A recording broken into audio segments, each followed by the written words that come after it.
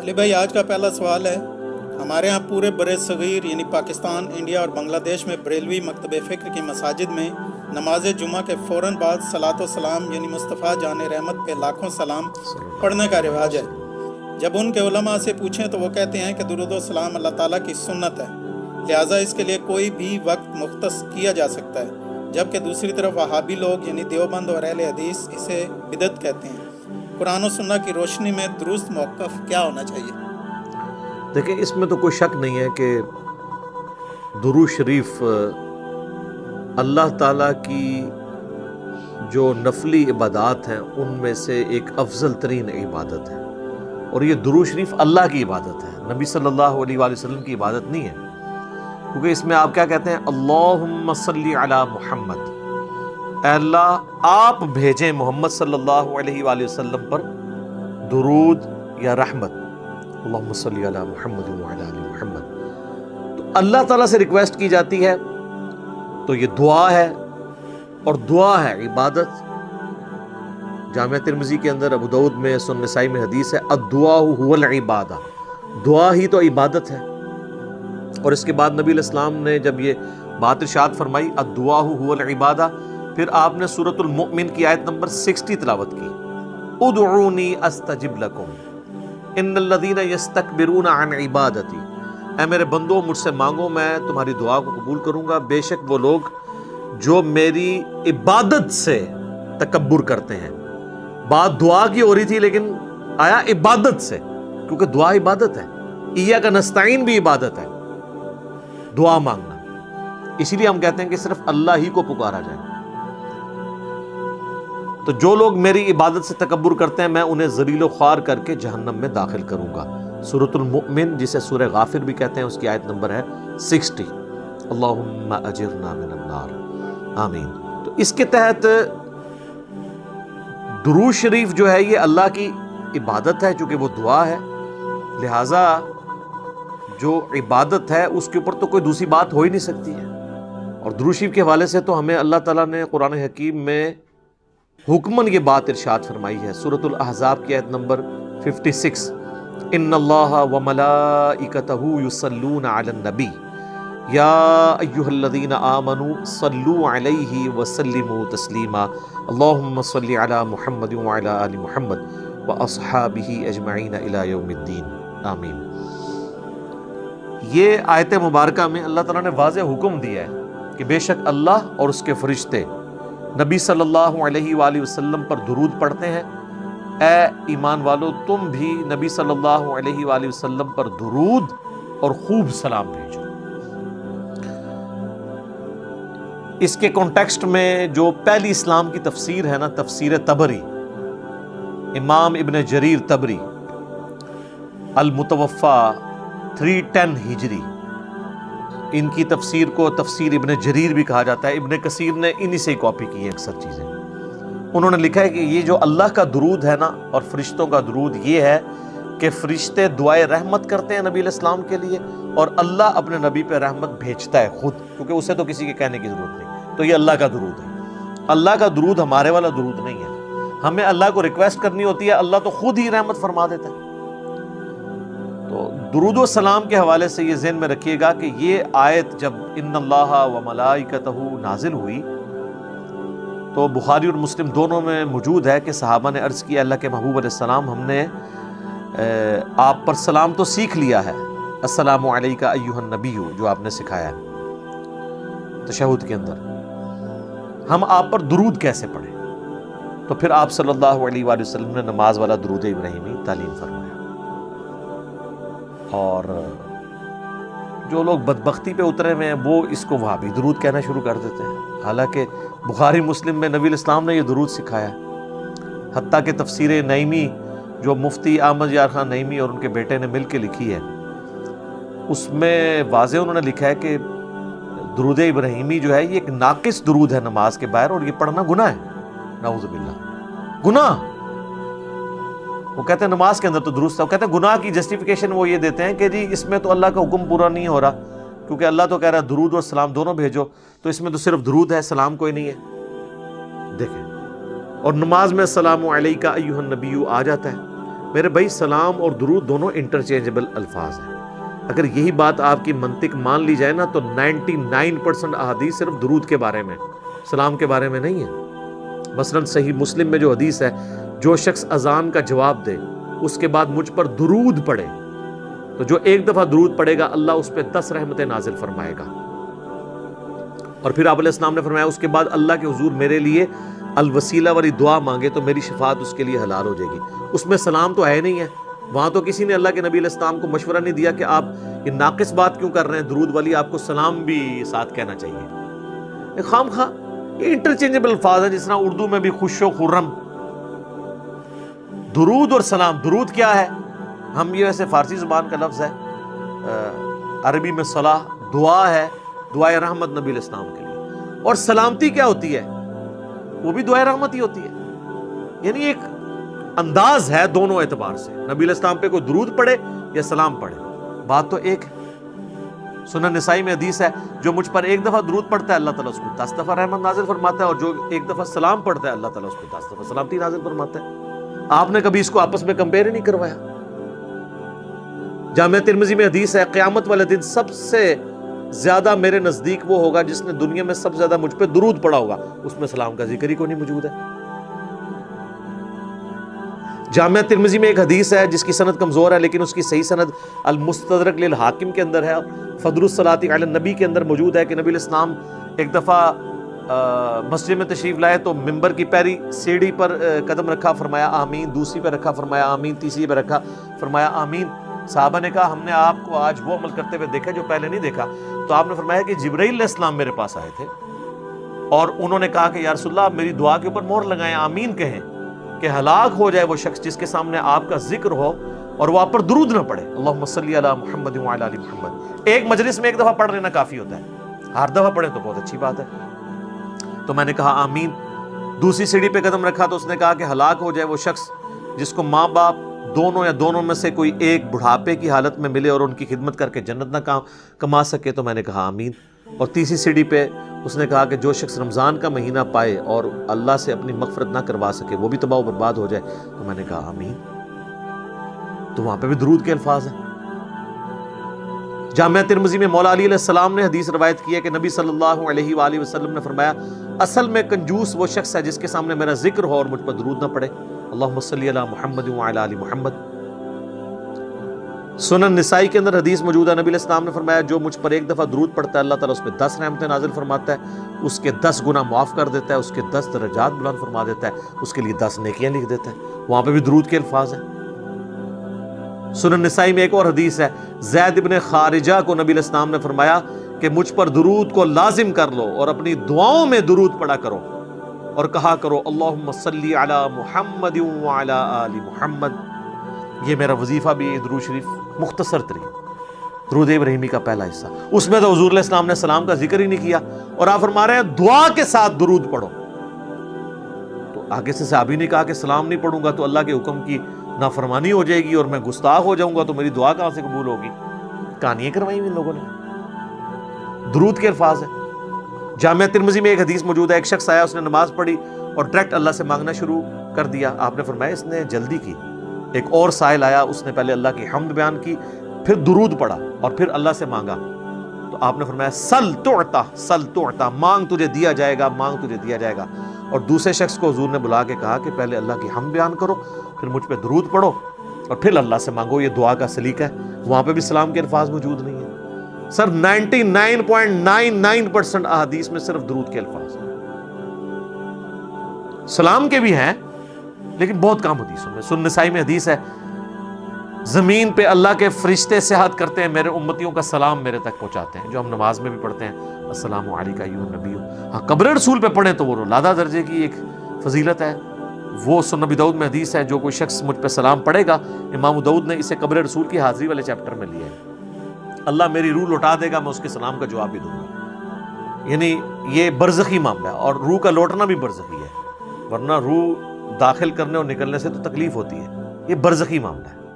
اور اگر وہ کہتا ہے نہیں یہ فزیکل ہے تو کیا نبی علیہ السلام کے سلام کے جواب دینے کی آواز ہمیں باہر آتی ہے؟ نہیں. تو ہمارا بھی وہاں تک پہنچنا برزخی ہے، ان کا بھی ہم تک پہنچنا برزخی ہے.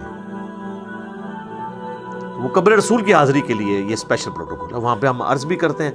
المصنف ابن ابی شیبہ میں ہے، سنن کبریٰ البیہقی میں موجود ہے، الموطا امام مالک میں موجود ہے، فضل الصلاۃ علی النبی 4 کتابوں میں، کہ عبداللہ بن عمر جب بھی سفر پہ جاتے یا واپس آتے تو مسجد نبوی میں 2 نفل پڑھتے، اس کے بعد قبر رسول پہ حاضر ہو کے عرض کرتے السلام علیک یا رسول اللہ. پھر سیدنا ابو بکر کی قبر کے سامنے آ کے السلام علیک یا ابا بکر، اور پھر السلام علیک یا عمر، یا السلام علیک یا ابتا، اے میرے باپ تجھ پہ سلام ہو. تو وہاں پہ سلام عرض کرتے تھے. تو درود اور سلام دونوں انٹرچینجبل الفاظ ہیں، ایک دوسرے کی جگہ لیتے ہیں. یہ اگر کوئی کسی جگہ پر درود پڑھنا ہے، وہاں پہ کوئی درود اور سلام میں سے کوئی ایک چیز بھی پڑھ لے تو وہ کافی ہو جاتا ہے. تو ہم یہی تو کر رہے ہوتے ہیں. مجھے بتائیں، حضرت عیسیٰ علیہ السلام کا جب نام آتا ہے تو بہت کم دفعہ ہم کہتے ہیں علیہ الصلاۃ والسلام. اکثر ہم کیا کہتے ہیں؟ عیسیٰ علیہ السلام، ابراہیم علیہ السلام. لیکن محمد علیہ السلام آپ نے بہت کم سنا ہوگا، کیونکہ وہاں ہم صلی اللہ علیہ وآلہ وسلم کہہ رہے ہوتے ہیں. ادروائز یہاں پہ بھی محمد علیہ السلام بھی کہہ سکتے ہیں، کوئی حرج نہیں ہے. تو یہ خام خواہ ان چیزوں کو یہ ایشو بناتے ہیں اور پھر لوگوں کے اوپر فتوے لگاتے ہیں.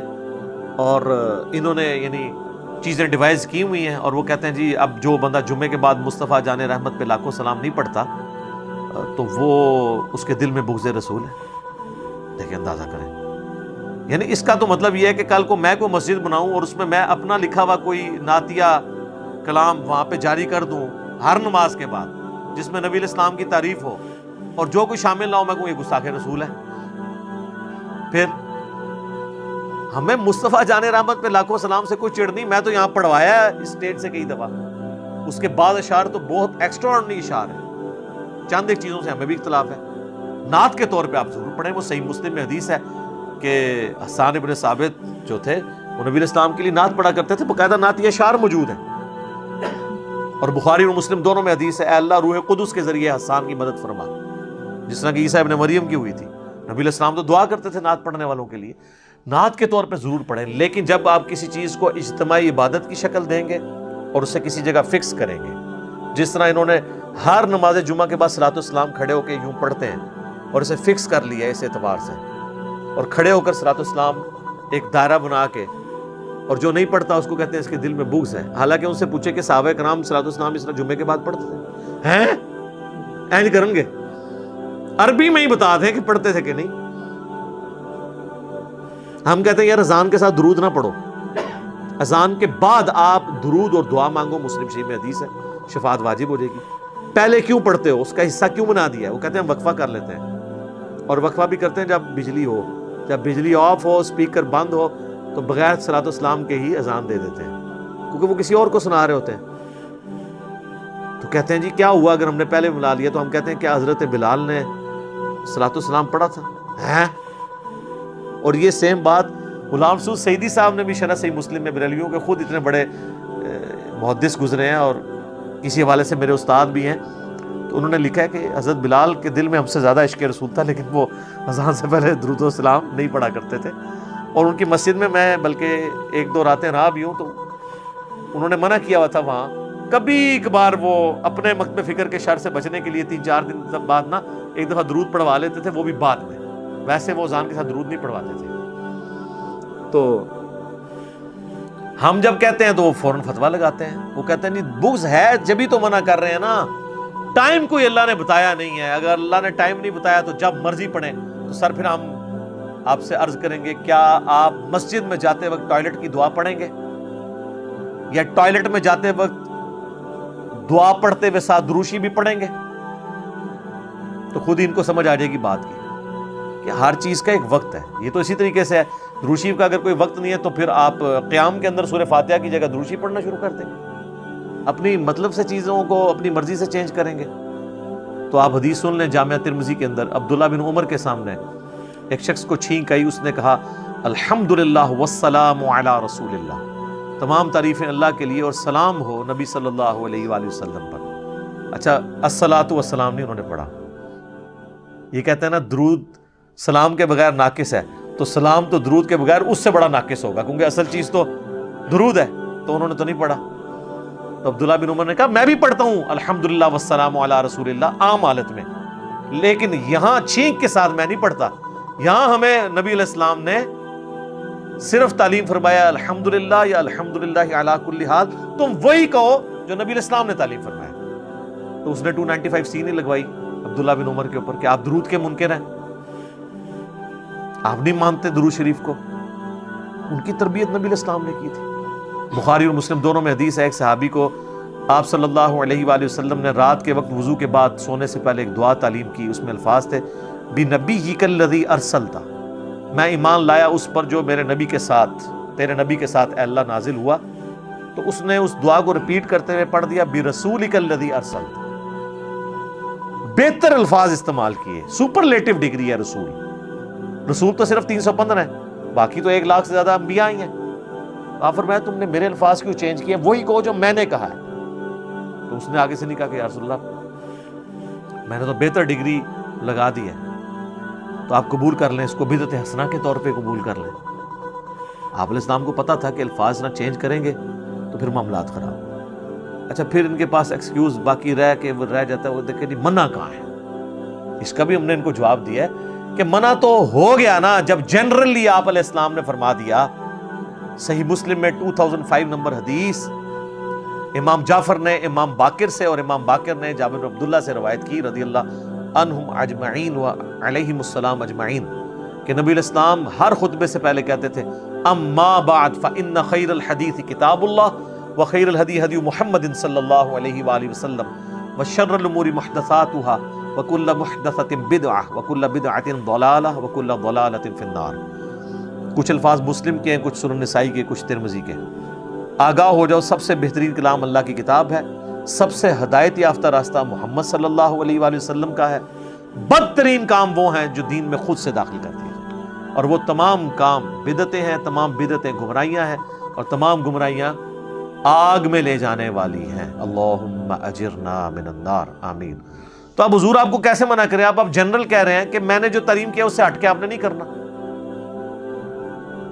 بخاری اور مسلم دونوں میں حدیث ہے من احدث فی امرنا ھذا فہو رد، جس نے ہمارے دین میں جو ہم نے تعلیم کیا ہے کوئی بات نہیں داخل کر دی وہ مردود ہے. اگر کوئی کہے گا نا میں فجر کے 3 فرض پڑھوں گا، ایک فالتو ہی ہے، مردود ہو جائے گی. اچھا 2 کی بجائے 1 پڑھنے سے مردود ہونا تو سمجھ آتی ہے، 2 کی بجائے 3 پڑھنے سے مردود کیوں ہو جائے گی؟ کیونکہ نبی علیہ السلام کے پیٹرن سے ہٹ جائے. عبادت کی قبولیت کے لیے پہلی شرط عقیدے کا درست ہونا، دوسری شرط نبی علیہ السلام کے طریقے پہ ہونا، اور تیسری شرط اخلاص بھی ہو، اللہ کے لیے ہو رہا ہو، دکھلاوے کے لیے نہیں. پھر نبی علیہ السلام کا طریقہ چھوڑ دیا تو پھر آپ کی کہاں سے عبادت قبول ہونی ہے؟ پھر بھی ان کو سمجھنا ہے. پھر میں ان کو اینٹی وینم الزامی جواب، پھکی جسے میں پنجابی میں کہتا ہوں، وہ دیتا ہوں کہ اچھا یہ بتاؤ کہ جنازے کی اذان منع کہاں ہے؟ وہ کہتا ہے جی نبی علیہ السلام نے دی نہیں ہے. یہ تو کوئی ایکسکیوز نہیں ہے. اذان کیا برا کام ہے؟ نیکی کا کام ہے، کرو. بخاری مسلم میں حدیث ہے اذان کی آواز سن کے شیطان کی ہوا خارج ہو جاتی ہے اور وہ بھاگ جاتا ہے. آپ کو جو بعد میں قبر پہ جا کے آپ اپنی اذان خود سے دیتے ہیں شیطان کو بھگانے کے لیے، جنازے کے وقت بھی بھگائیں نا. تو کہتے ہیں نہیں جی وہ تعلیم نہیں کی نبی علیہ السلام. تو پھر آپ کی اپنی ڈیفینیشن خود ہی خراب ہو گئی نا. ہم بھی یہی کہتے ہیں جو تعلیم نہیں کی وہ نہیں کرنا.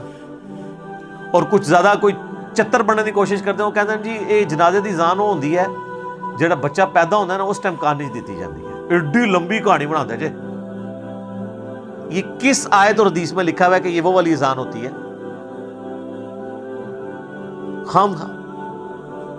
اذان کا مقصد ہمیشہ نماز کے اعتبار سے لوگوں کو بلانا ہوتا ہے.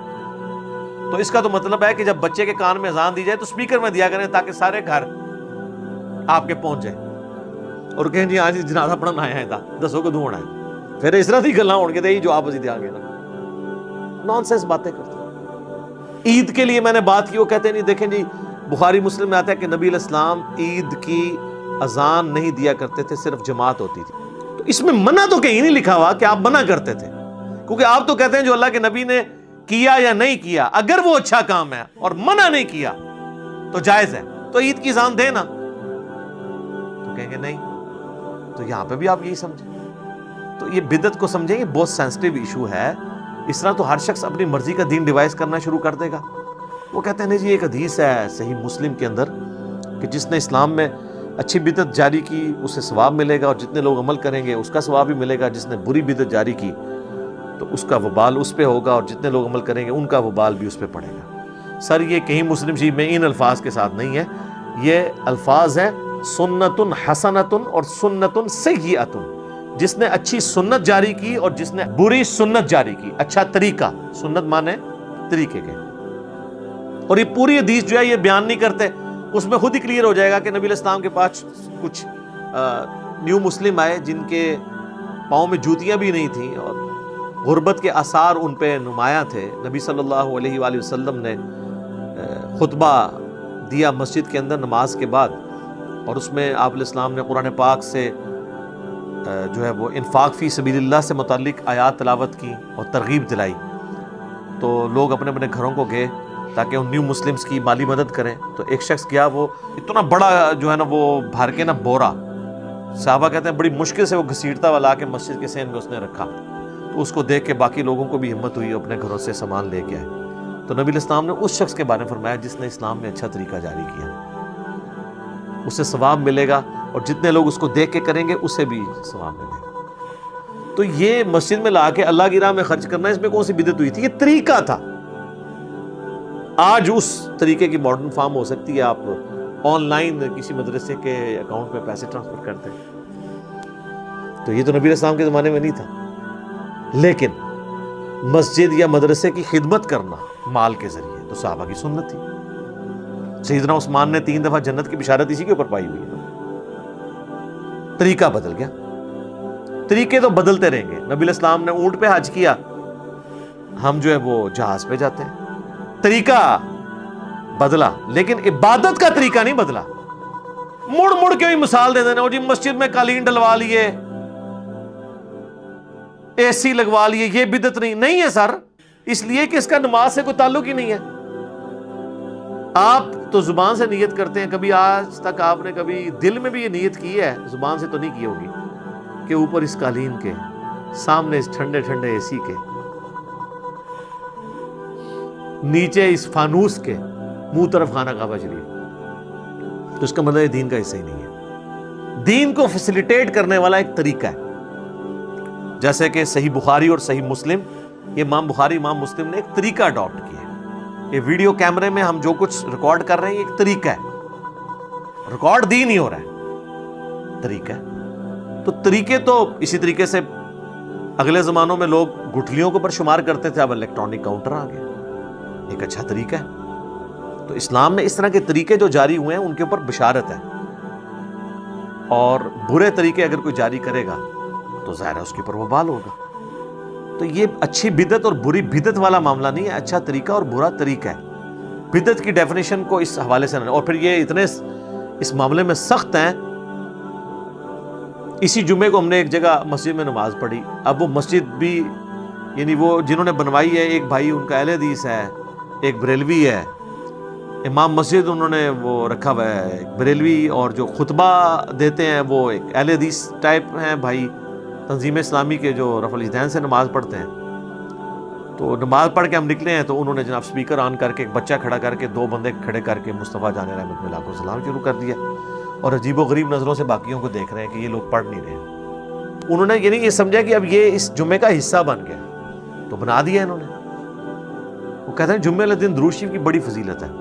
سر درود شریف کی فضیلت ہے جب آپ انڈیویجولی پڑھتے ہیں، بالکل ہے، ابو داؤد میں حدیث موجود ہے، مشکات کے اندر بھی ہے کہ جمعے کا دن تمام دنوں کا سردار ہے۔ اس دن آدم علیہ السلام پیدا ہوئے، اس دن وہ فوت ہوئے، اس دن پہلا سور پھونکا جائے گا، اسی دن دوسرا سور پھونکا جائے گا۔ تم جمعے کے دن مجھ پہ درود کی کثرت کرو، بے شک تمہارا درود مجھ پہ پیش کیا جاتا ہے۔ ایک صحابی نے عرض کیا، اللہ کے نبی جب آپ مر جائیں گے اور آپ کی ہڈیاں مٹی میں مل جائیں گی، الفاظ ذرا غور کریں، کوئی گستاخی کا فتویٰ نہیں لگا ان پہ، تو کیا آپ پہ اس وقت بھی درود پیش ہوگا؟ تو آپ نے فرمایا ان اللہ حرم علی الارض ان تاکل اجساد الانبیاء، بے شک اللہ نے مٹی کے لیے حرام کر دیا کہ وہ نبیوں کے جسموں کو کھائے، مجھ پہ اس وقت بھی درود پیش ہوگا۔ تو ظاہر درود شریف جمعے والے دن پڑھنا چاہیے، اللہم صلی علی محمد وعلی آل محمد، ہم تو پڑھتے ہیں اہتمام کے ساتھ جمعے والے دن درود شریف، لیکن اس کو آپ مصطفیٰ جان رحمت پہ لاکھوں سلام کس طرح فٹ کر رہے ہیں؟ بریلویوں نے یہ نشانی بنا دی دیوبند نے جی وہ ایک درود شریف وہ جی 80 دفعہ پڑھ لیں جمعے والے دن 80 سال کے گناہ معاف ہو جائیں گے. بریلویوں کو بھی بتایا جاتا ہے وہ اللہم صلی علی محمد النبی الامی وآلہ وسلم تسلیما. تو سر یہ القول البدیع کتاب میں موجود ہے اس کا ریفرنس, اور وہ جو اس کا راوی ہے نا امام سخاوی, وہ نبی علیہ السلام کے 500 سال بعد آیا اور اس نے بغیر سند کے یہ حدیث لکھی ہے. یہ حدیث کہاں ہے؟ اس کی کوئی ملتی جلتی کوئی سند موجود ہے طبرانی میں بھی, وہ بھی متروک اور ضعیف راویوں سے ہے. 80 سال کے گناہ اس طرح معاف نہیں ہوں گے. اسی تو لوگ پھر صرف جمعہ ہی پڑھتے ہیں, اس کے بعد 80 دفعہ درود شریف پڑھ لیتے ہیں. 5 وقت کی نماز ہی چھوڑی ہوئی ہے لوگوں نے. اس طرح نہیں 80 سال کے گناہ معاف ہوتے. درود شریف آپ پڑھیں, ضرور پڑھیں, لیکن جب آپ ایون آپ 100 دفعہ پڑھیں, 80 دفعہ پڑھیں, پڑھنا چاہتے ہیں ضرور پڑھیں, لیکن جب آپ ہلکا بنائیں گے, ایک اجتماعی شکل دیں گے, یہ یاد رکھیں پیٹ رول بدعت کا. انڈیویجولی آپ جو مرضی کریں, جو کتاب و سنت میں آیا ہوا ہے, ٹائم سے ہٹ کے بھی, تو اس کے اوپر کوئی فتویٰ نہیں لگتا. تو ہر شخص کو حق حاصل ہے نفلی عبادت جس ٹائم مرضی کرے, اللہ جن اوقات کے اندر منع ہے. وہ ہم یہی کہیں گے کہ منع کن اوقات میں. میں آپ کو نہیں کہوں گا اشراق آپ نے فجر کا وقت ختم ہونے کے 20 منٹ بعد ہی پڑھنی ہے, آپ بے شک 2 گھنٹے بعد پڑھ سکتے ہیں.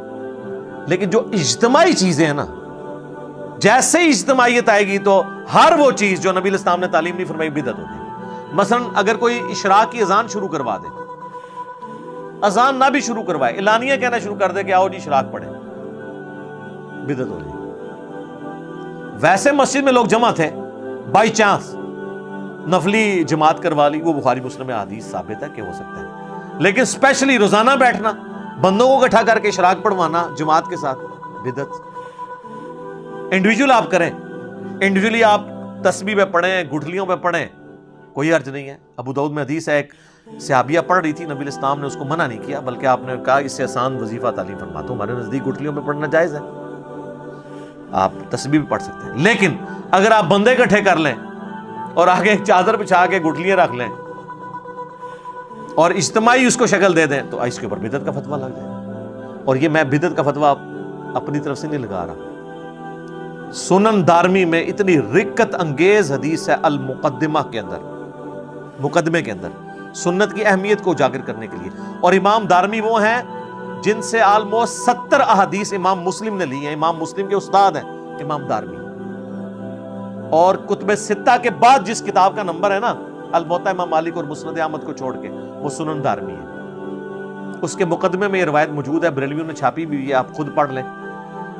کوفے کی جامع مسجد کے اندر کچھ لوگ بیٹھ کے گٹھلیوں کے اوپر پڑھ رہے ہوتے ہیں سبحان اللہ, الحمدللہ, لا الہ الا اللہ, اللہ اکبر. سر اس سے افضل کوئی وظیفہ ہی نہیں ہے. صحیح مسلم میں حدیث ہے کہ جن چیزوں پہ سورج طلوع ہوتا ہے نا, مجھے ان کلمات سے بڑھ کر کوئی اور عزیز چیز نہیں ہے. جن پہ بھی سورج طلوع ہوتا ہے, یعنی دنیا اور جو کچھ اس کے اندر ہے, سے بڑھ کے مجھے محبوب ہے سبحان اللہ والحمدللہ ولا الہ الا اللہ واللہ اکبر. یہی تسبیح فاطمہ میں بھی الفاظ ہیں. تو ابو موسیٰ اشعری رضی اللہ تعالیٰ عنہ نے مسجد میں دیکھا کہ اس طرح, تو ایک بندہ بولتا ہے جی پڑھو 100 دفعہ سبحان اللہ. لوگ 100 دفعہ سبحان اللہ پڑھتے ہیں اور وہ اپنی گٹھلیاں پھینکتے ہیں. اب ان کو یہ عجیب لگا, انہوں نے بجائے کو فتویٰ لگانے کے نا, وہ عبداللہ ابن مسعود کے گھر آئے اور کہا کہ حضرت, وہ اس لیے بھی کہ عبداللہ ابن مسعود حضرت عمر کے دور کی بات ہے, حضرت عمر کے دور میں وہ چیف جسٹس بھی تھے اور دین کو زیادہ جانتے تھے. تو یہ حضرت عمر یا حضرت عثمان کے دور کی بات ہوگی, کیونکہ حضرت علی کا زمانہ تو خلافت کا نہیں پایا. ابن مسعود 33 ہجری میں فوت ہوئے ہیں. عبداللہ ابن مسعود کو انہوں نے آگے کہا کہ آج میں نے مسجد میں ایسا کام ہوتے ہوئے دیکھا ہے جو میں نے نبی علیہ السلام یا ان کے صحاب میں تو نہیں دیکھا. تو ان کا کیا, ان کا یہ ہو رہا ہے. تو انہوں نے کہا کہ تم نے ان کو یہ کیوں نہیں کہا کہ اپنے بیٹھ کے گناہ شمار کرو, یہاں بجائے یہ گٹھلیاں شمار کرنے کے اپنے گناہ شمار کرو. انہوں نے کہا کہ میں ابو عبد الرحمن, میں آپ کے پاس اسی لیے آیا تھا کہ میں آپ سے آ کے اس حوالے سے ڈسکس کروں. تو وہ جناب ابن مسعود کہتے ہیں میں تمہارے ساتھ مسجد میں جاتا ہوں. جا کے دیکھا انہوں نے, غصے میں آئے. وہی الفاظ جو اکثر آپ کو عمر سیریز میں بھی, وہی حق تباہ ہو جو تمہارا ستیہ ناس, ابھی تو اللہ کے نبی کے کپڑے بھی پرانے نہیں ہوئے، آپ صلی اللہ علیہ وآلہ وسلم کے برتن بھی نہیں ٹوٹے، اور آپ کے ساتھی بھی مر نہیں گئے سارے، اور اے امت محمدیہ تم نے اس طرح کی خرافات دین میں بدعت داخل کر دی ہیں۔ انہوں نے کہا کہ ہم تو سبحان اللہ الحمدللہ ہی پڑھ رہے ہیں، انہوں نے کہا بیٹھ کے اپنے گناہوں کو شمار کرو، یہ طریقہ نبی علیہ السلام کا نہیں ہے تعلیم کیا ہوا، اپنی عبادت کرو۔ اور پھر ابن مسعود نے ایک جملہ بولا، وہ میں سمجھتا ہوں ان کی کرامت ہی ہے، انہوں نے کہا مجھے تو لگتا ہے تم میں سے اکثر لوگ، شاید اللہ کو بہتر پتہ ہے، مجھے تو لگ رہا ہے کہ دین سے ہی پھر جائیں گے، اور وہی ہوا۔ وہ اسی حدیث کے اندر وہ تابعی کہتے ہیں اللہ کی قسم میں نے ان میں سے کئی لوگوں کو نہروان کے مقام پر خوارج کی طرف سے مولا علی کے خلاف لڑتے ہوئے دیکھا، مجھے یاد آیا کہ ابن مسعود نے صحیح کیا سی، وہ خارجی ہو گئے۔ یہاں پہ آپ کے سارے صوفیاء کے وہ ختم خواجگان اور ختم فلاں اور وہ کیٹیاں اور کوئی بھی نہ کرے تو تیجے 40ویں کے اوپر اور دعا کے نام کے اوپر دیوبندی بھی یہ سارے کام کر رہے ہوتے ہیں۔ تو ہم جب ان کو سمجھاتے ہیں تو وہ کہتے ہیں جناب آپ لوگ ان چیزوں کو صحیح نہیں مان رہے، آپ اللہ کے ذکر سے روک رہے ہیں، آپ جو ہے وہ منکر ہو گئے ہیں۔ تو خدا کے لیے ہوش کے ناخن لیں، یہ جو اس کو لازم کر کے جمعے کا حصہ بنا دیا ہوا ہے، بلکہ ہمارے تو پنجاب میں تو اکثر مساجد میں فجر کے بعد بھی یہ پڑھا جاتا ہے، جمعے والی بات نہیں رہی، اب تو فجر کے بعد بھی پڑھا جاتا ہے۔ اور کئی مساجد ایسی ہیں، کراچی میں آپ چلے جائیں، جہاں روزانہ ایک نیا سلام پڑھتے ہیں۔ وہ میرا خیال انہوں نے اسی لیے نیا رکھا ہے کہ جی دیکھیں ہم بدل کے پڑھ رہے ہیں، ہم نے ایک کو مخصوص نہیں کر لیا۔ لیکن یہ بدعت ہی ہے جو آپ نے نا اجتماعی عبادت کوئی بھی دین میں خود سے داخل کر کے اس طریقے سے اس کا پابند کرنا، یہ غلط ہو جائے۔ انڈیویجول آپ بے شک کریں۔ آپ کوئی کہہ سکتا ہے یہ جو درس قرآن مسجد کے اندر ہوتے ہیں یا درس حدیث ہوتے ہیں یہ بھی تو اجتماعی ہے، یہ نبی علیہ السلام نے مقرر نہیں فرمایا۔ سر اس کی تو دین اصل میں ہے کہ صحابہ کرام اجتماعی شکل میں ہی درس میں شریک ہوا کرتے تھے۔ بخاری مسلم میں آتا ہے عبداللہ ابن مسعود کہتے ہیں کہ میں تمہارے لیے ہفتے میں ایک ہی دن مقرر کروں گا، کیونکہ نبی علیہ السلام بھی ہمیں ہفتے میں ایک ہی دن جمعرات کے دن واعظ کیا کرتے تھے تاکہ ہم اکتا نہ جائیں۔ تو صحابہ کرام علمی حلقوں میں بیٹھ کے لوگوں کو سکھانا یہ اصل ہے، پوری کی پوری دین میں موجود ہے۔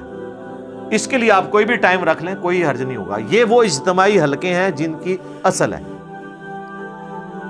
اور وہ جن اجتماعی حلقوں کی بات کرتے ہیں نا جی، بخاری مسلم میں ہے کہ جی وہ فرشتے اللہ کے ذکر کے حلقے تلاش کر رہے ہوتے ہیں، اور پھر وہ اللہ تعالیٰ کے پاس واپس جاتے ہیں تو وہ گفتگو بڑی وہ مزے لے کے سناتے ہیں کہ جی اللہ تعالیٰ بخش دیا ان کو بھی اور جتنے لوگ وہاں پہ تھے، اور اگر ایک ویسے بھی ساتھ گزر رہا تھا وہ بھی بخشا گیا۔ تو یہ اللہ کا ذکر تو نہیں تھا۔ مسلم شریف میں الفاظ ہیں کہ جہاں پہ لوگ اکٹھے ہوتے ہیں قرآن کی تعلیم سیکھنے اور سکھانے کے لیے اور تلاوت کے لیے، قرآن کی تعلیم کے حلقے، بابوں کی تعلیم کے حلقے نہیں، کتابوں کی تعلیم۔ اسی تو ہم کہتے ہیں کہ مرنے سے پہلے اے مسلمان کر لے اس پہ غور، کتابوں کا خدا اور ہے، بابوں کا خدا اور۔ یہ بار بار میں آپ کو چیز ہائی لائٹ کرتا ہوں کہ خدا کے لیے بدعت کے ایشو کو ہلکا نہ جانے۔ وہ پنجابی کہتے ہیں ایک غریب تو بدتمیز، ایک خود آپ دین میں چیز داخل کرتے ہیں جو نہیں کر رہا ہوتا، اس کے اوپر گستاخی کے فتوے لگا رہے ہوتے ہیں۔ تو آپ دین میں یہ جو چیزیں انجیکٹ کر رہے ہیں، ظلم تو آپ نے کیا ہے۔ نبی علیہ السلام نے جب واضح فرما دیا ہے کہ بھی من احدث فی امرنا ھذا فہو رد، تو مردود ہو۔ اچھا طریقہ اور بدعت اس میں فرق رکھنا ہے، کیونکہ یہ سارے ان چیزوں کی پلی لیتے ہیں اور وہ کہتے ہیں جناب یہ پرنٹنگ پریس پہ قرآن چھپ رہا ہے، یہ بدعت نہیں ہے۔ یہ بدعت اس صورت میں ہوگی جب قرآن ایسا چھپے جو اللہ کی طرف سے نازل نہیں ہوا۔ جب وہی ہے تو آپ جس مرضی طریقے سے کریں۔ اس کا تو مسلم شریف کی جو میں نے حدیث بتائی کہ اسلام میں اچھا طریقہ جاری کرنے والے پہ ثواب ملے گا۔ ہم یہ ویڈیو کیمرے میں ریکارڈنگ کروا رہے ہیں، یہ ایک اچھا طریقہ ہے۔ قرآن و سنت کے سافٹ ویئرز بنے ہوئے ہیں، یہ اچھا طریقہ ہے۔ ان کو ان چیزوں کے ساتھ میچ نہ کریں، اور لہٰذا کسی پہ فتوے نہ لگائیں، اور پیار اور محبت کے ساتھ جو بندہ تنگ کرتا ہے نا، اس سے کوئی بحث کرنے کے بجائے میری یہ ویڈیو اس کو پیار محبت سے شیئر کروائیں کہ یار ایک بار یہ دیکھو تو صحیح کہ ایشو کیا ہے اصل میں۔ صلاۃ و سلام سے کسی کو چڑ نہیں ہے، مسئلہ یہ ہے کہ آپ وہ چیزیں اسلام کے اندر داخل کر رہے ہیں کہ جن کی اصل موجود نہیں ہے۔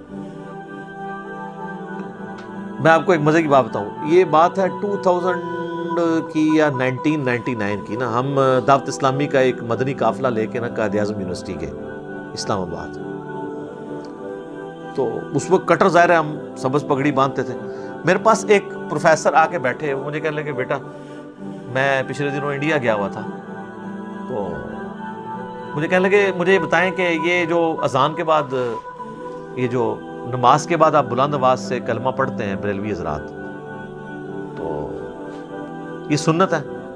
تو میں نے کہا نہیں جی یہ تو کوئی سنت نہیں ہے. میں نے کہا میں تو پڑھتا ہی نہیں ہوں.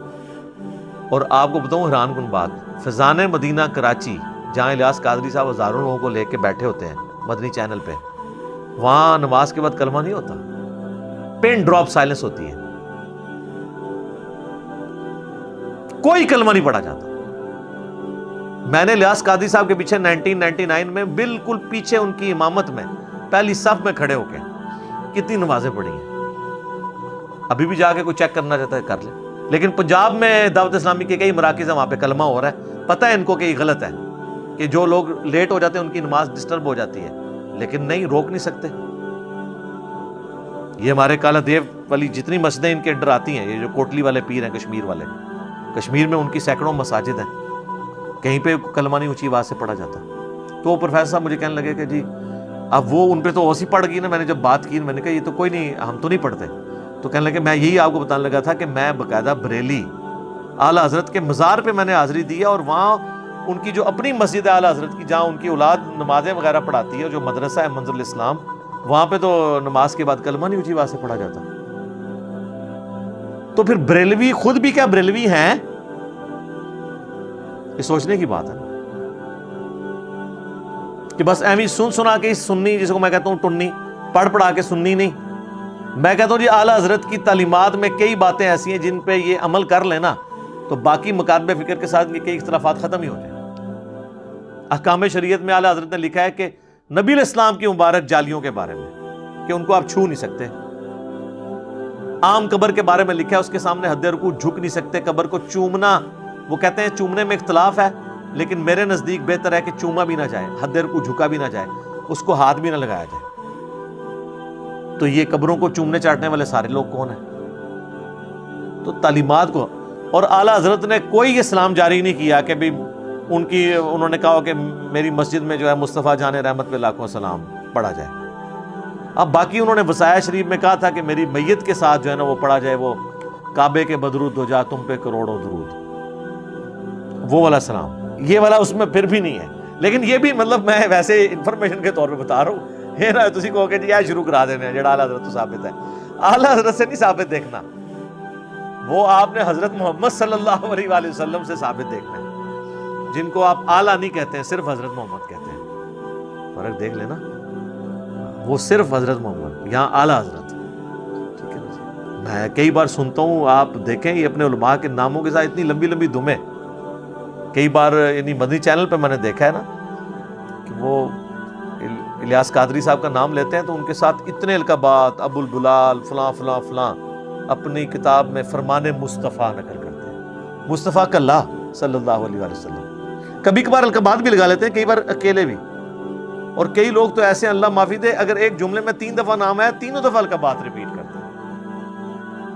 تقریر لمبی ہو جائے ان کو کوئی غرض نہیں ہے، چیزیں خود سے دین میں داخل کی ہوئی ہیں اور باقیوں کا اس کو پابند بنایا ہوا ہے. اور جب کوئی پوچھتا ہے تو کہتے ہیں جی آپ لوگ منکر ہو گئے. ابھی انہوں نے اذان شروع کروا دی ہوئی ہے اس کے اوپر، قبر کے اوپر پوچھے کہاں لکھی ہے، وہ کہتے ہیں جی بات یہ ہے کہ قبر میں سوال ہونے ہیں نا، ان سوالوں کے جواب اذان میں. تو نبی علیہ السلام کو اس بات کا نہیں پتا تھا تو آپ ہی شروع کروا دیتے، اور کہتے ہیں دیکھیں اذان ہی دی ہے نا جی، کوئی ادھر کوئی لڈی تو نہیں ڈالی نا، غلط کام تو نہیں کیا. وہی بات پھر تو سر جنازے سے پہلے بھی اذان کروائیں، عید سے پہلے بھی اذان کروائیں، منع تو وہ بھی کوئی نہیں ہے، صرف ثابت نہیں ہے نا، کرواتے جائیں. تو یہ بدعت کے ایشو کے بارے میں معاملات کو دیکھنے کی ضرورت ہے. باقی یہ میں مانتا ہوں کہ اہل حدیث نے بھی ہر مسئلے کے اوپر جو بدعت کا فتویٰ لگایا نا، وہ بھی بالکل پھر غلط طرف چلے جاتے ہیں، وہ بھی ایکسٹریم رویے ہیں. اس طرح کے معاملات کو جو ہے نا وہ پھر بدعت کے حوالے سے خود کے ہی ایک معاملات میں وہ پھنس جاتے ہیں. لیکن جو بنیادی چیزیں ہیں ان کو آپ دیکھ کے چلیں، تاکہ دین کے اندر ایسی چیزیں داخل نہ ہوں کہ جس کی وجہ سے آپ کو پھر تکلیف اٹھانی پڑے، اور الٹا آپ تو وہ جاری کر کے سائڈ پہ ہو جاتے ہیں، جو بیچارے نہیں کر رہے ہوتے ان کے اوپر گستاخی کے فتوے لگ رہے ہوتے ہیں. تو اللہ تعالیٰ ہمیں کتاب و سنت کی تعلیمات کے مطابق چلنے کی توفیق عطا فرمائے. آمین. ٹھیک ہو گیا جی.